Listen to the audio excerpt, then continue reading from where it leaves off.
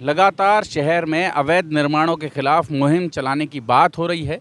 नगर निगम commissioner Yashpal Yadav कह रहे हैं कि अवैध निर्माणों को बख्शा नहीं जाएगा, लेकिन शहर में इंडस्ट्रियल प्लॉट्स कमर्शियल में कन्वर्ट हो जाते हैं, करोड़ों रुपए की टैक्स चोरी होती है, सरकार को चूना लगता है। और जैसा कमल जी कह रहे हैं कि ये सब राजनीतिक प्राश्रय में हो रहा है, राजनीतिक संरक्षण में हो रहा है और खुलेआम आरोप लगा रहे हैं कमल जी कि ये सब माननीय मंत्री जी के दिशा निर्देशन पर।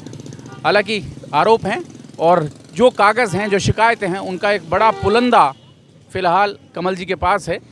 2017 में यहाँ प्रशासन द्वारा तोड़फोड़ की गई थी। वहीं अब इस मामले को लेकर केंद्रीय मंत्री और पूर्व मंत्री पर आरोप लगाए जा रहे हैं कि इनके संरक्षण में दोबारा से इन इमारतों को खड़ा कर दिया गया है। हम चाहते हैं इस मामले में जिन भी लोगों पर आरोप लग रहे हैं वे भी अपना पक्ष वॉइस ऑफ फरीदाबाद पर रखें। हमारी टीम लगातार उनसे संपर्क करने की कोशिश भी कर रही है। जी कमल जी, कौन सी जगह है ये? ये 12/2 फरीदाबाद बोला जाता है। इंडस्ट्रियल सेक्टर है, ये इंडस्ट्रियल प्लॉट है। 3.5 एकड़ का ये प्लॉट था। इसको अवैध रूप से इंडस्ट्रियल प्लॉट को कॉमर्शियल कर दिया।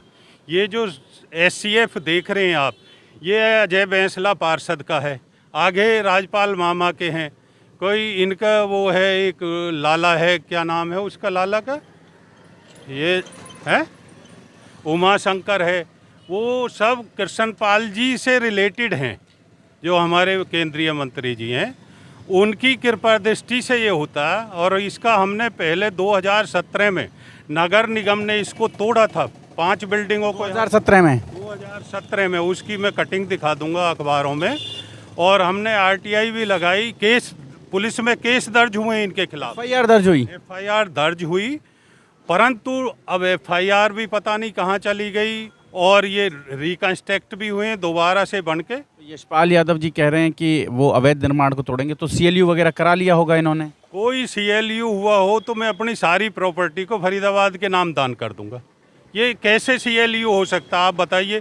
हमारी जो मेन इंट्रेंस है सेक्टर 37 की, जिसमें लाखों रुपए गज दे के मैंने भी करोड़ों में कोठी खरीदी है, उसकी मेन इंट्रेंस को कोलैप्स किया हुआ इन लोगों ने। देखिए आप, सारी पार्किंग दिख रही है आपको, कहाँ रोड को घेरे रखते हैं, हमें निकलने में भी दिक्कत होती है इसमें। तो ये, और आप सोचिए कि इसके काउंटर में ही 2017 में मेरी जिस बिल्डिंग पे स्टे था, कोर्ट के स्टे की अवमानना करते हुए और उसको ध्वस्त कर दिया ताकि मेरी आवाज़ बंद की जाए। आज भी मैंने कंटेम्प्ट ऑफ कोर्ट डाला हुआ है, तो मुझे तरह तरह से प्रताड़ित किया जा रहा है इसी वजह से कि आप केस वापस लो। उन भ्रष्ट अधिकारियों के खिलाफ उनको संरक्षण दे के, आज तो एक तो ADC बना के बैठा हुआ है। जब जॉइंट कमिश्नर था, जॉइंट कमिश्नर से SDM बनाया, SDM से आज ADC, तो एज ए रिवार्ड उसे देता है। कृष्णपाल जी जो केंद्रीय मंत्री हैं, भ्रष्ट अधिकारियों को संरक्षण देते हैं।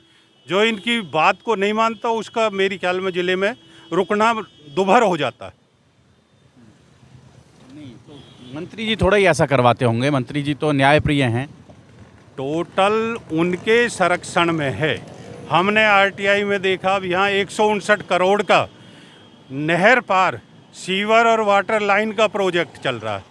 उसकी किसी भी कंप्लेंट कर ली, RTI लगा ली, एज पर कांटेक्ट कुछ भी नहीं हो रहा। ना तो उसकी बेस बना रहे हैं, खड्डा खोद के ऐसे ही पाइप डाल रहे हैं जो सीवर 4 दिन भी नहीं चल रहे। सबकी शिकायत, जब हम कोई भी RTI लगाते हैं, कोई भी शिकायत करते हैं, दर्द कृष्णपाल जी को या उसके बेटे को होता है। तो ये कहीं ना कहीं तो है दिक्कत। संरक्षण है। तो फरीदाबाद आप ये देख सकते हैं, अनुपम स्वीट्स हाउस 31 है, a family restaurant banquet 17 Vijay Bainsla son of Chaudhary Mahipal Bainsla complex है, ये जो मोहन कॉम्प्लेक्स है। तो ये सब वो इंडस्ट्रियल प्लॉट्स हैं। इंडस्ट्रियल प्लॉट है। 3.5 एकड़ में एक इंडस्ट्री होती थी, पहले मेरा भी कार्यालय था इसमें। तो जब ये करतार जी भडाना इस पे थे, उन्होंने ये बेची थी किसी बढ़िया को। और अब तो मैंने ये सुना है कि इसकी ओनरशिप भी करतार जी पे वापस नहीं है, क्योंकि करतार जी ने, जो पूर्व मंत्री हैं, और कृष्णपाल जी ने ये मिल के बेची है। क्या चक्कर है, क्या है, ये तो भगवान जाने। पर हम जांच चाहते हैं इसकी। हमने इसकी सीएम फ्लाइंग में भी कर ली, मुख्यमंत्री को भी कर ली, तो ये आज तक हमें ये इसकी तह नहीं मिलती। उसका कुल मिला के ये लगता है कि भाई हमें तरह तरह से प्रताड़ित किया जाता है, आवाज़ को दबाने की कोशिश की जाती है। आवाज़ को दबाने की कोशिश होती है फरीदाबाद। और तो मीडिया में तो कहीं चर्चा में नहीं आता है सर ये सब? नहीं, मीडिया तो अब 2017 में भी हमने प्रोटेस्ट किया था, अब क्या है ये तो मीडिया जाने। परंतु 17 में जब तोड़ा गया था, इस सब को डेमोलिश किया गया था 17 में जब एफआईआर हुई थी, तो खबरें छपी थी क्या अखबारों में? हाँ बिल्कुल, अखबारों की मैं आपको कटिंग भी दिखा दूंगा, मेरे पास सारी कटिंग्स हैं। और उसके बाद मैंने आरटीआई भी लगाई थी कि भाई पुनर्निर्माण कैसे हो रहा, तो वो कह रहे हैं हमारे यहाँ कोई परमिशन नहीं ली है, उसकी हमें मिली हुई है, वो मैं दिखा। तोड़ा नहीं नगर निगम की ओर से या हरियाणा शहरी विकास प्राधिकरण की ओर से तोड़ा नहीं गया ऐसे? नहीं, बिल्कुल नहीं तोड़ा। और मैं वही तो कह रहा हूँ मैं, शायद यहाँ ये है, अब फरीदाबाद में रहना होगा तो कृष्णपाल जी से परमिशन लेनी होगी, उनसे जी हजूरी करनी होगी। उनके बगैर तो मेरी ख्याल में हम एक अपने सेक्टर में एक लाइट के लिए कहते हैं तो उनके सेक्टर 28 में बात कर लो।